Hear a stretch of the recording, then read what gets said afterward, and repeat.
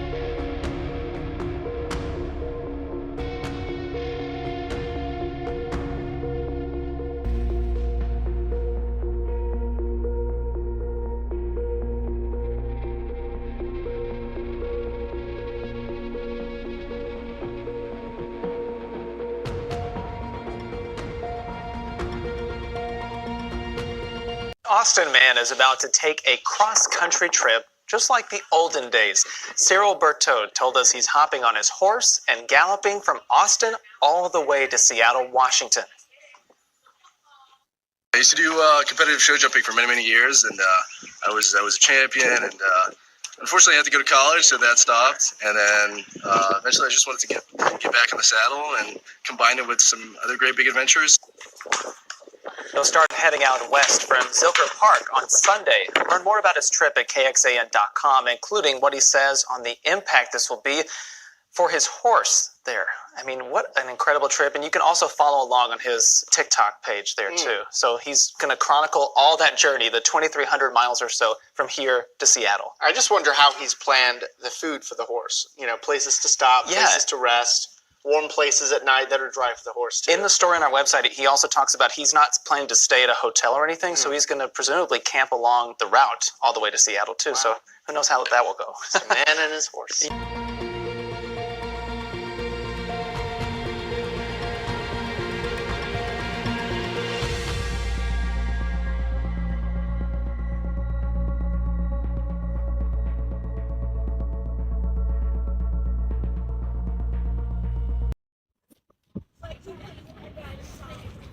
Just read all about it in the Chronicle.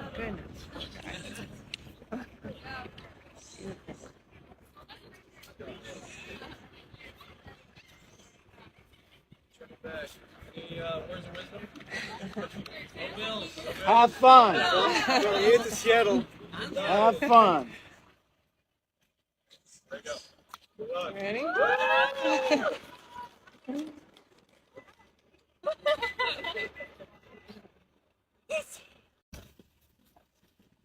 So long, cowboy. He's got a GoPro on his hat. Now they join us about 50 miles away in Round Mountain, Texas. Cyril, what were you thinking? What prompted this? What about is this a midlife crisis? He's only 24. More like quarter life crisis. I'm 24. Yeah, right. Well, you never know. It's a couple things, but one of the most important things is it's a family tradition for each one of the eldest sons of my family on my dad's side, the Berthaud. to do a great big adventure, and it's kind of a rite of passage, if you will. So my great-grandfather started it, and then my grandfather, then my dad, and then now it's me. So I combined that with, my love for horses and horsemanship that I've been riding for years. And yeah, just went for it. Well, did you have to quit your job? Would they have given you some time off? It's 6 figures. Well, they did say unlimited PTO, but no, I quit my job. And yeah, I just went all in and started training, started preparing, and now I'm making the big leap. You certainly are. Well, we hope that this horse that you bought off Craigslist can make it that whole way, because I don't think the horse knows what's in store for him. But I understand one of the things you had to do was to get ready, you had to desensitize the horse to cars and stuff like that. But what you learned, I think it was yesterday, day before yesterday, you were picking some rocks out of the hoof, and the horse took off. Yeah, that was actually yesterday. I had ridden through some muddy parts, and some rocks had gotten into his hoof, so I hopped off and started taking the rocks out. And I slipped and fell on him, which spooked him a little bit. And then as I'm trying to reach back to get him, it spooked him even more. And I couldn't reach the reins in time, and he just took off. And Oh my God. yeah, How'd you I thought my catch day him? was done right there. How did you But catch him? yeah, thankfully.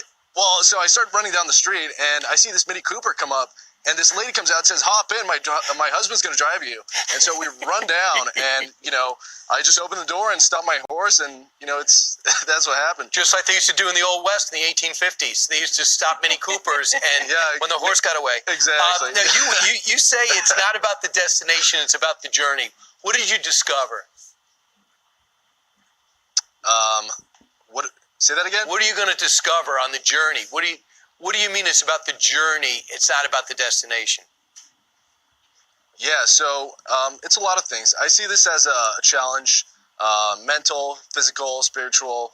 So I think I'm going to learn about myself. I think I'm going to learn about the country I live in, the people I live with, and I'm going to have what seems like unsurmountable challenges ahead, and I'm just going to be ready to face them. And I think people go to university, and I sort of take this as university of life. I'm just going to put myself in tough spots, and I think I'll be a better man afterwards. What did your dad say? Did he say, "Son, you're crazy," or "Thanks for carrying on the tradition"? Well, sort of both, because he didn't do it by horse. He did a trip across the world for 3 years, which is a little different. But he was very supportive. He just told me, "Hey, son, just worry about your safety. That's number one. We want you back at the end of the day. It may be a great big adventure, but we want our son back. And, I also want to be alive to tell the tale." Indeed. And people can watch you. What's the website? Yeah, I'm on TikTok, Instagram, and shortly soon I'm going to be on YouTube. It's 2RAW2RIDE. Number 2RAW, number 2RIDE. All right.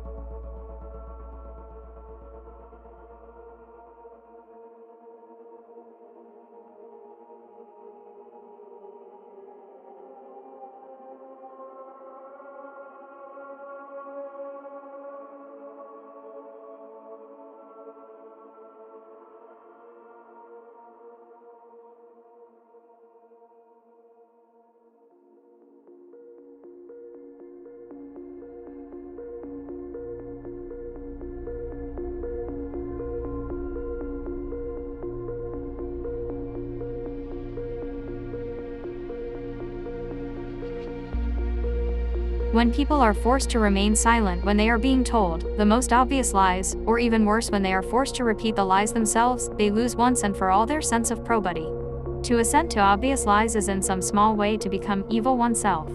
One standing to resist anything is thus eroded, and even destroyed.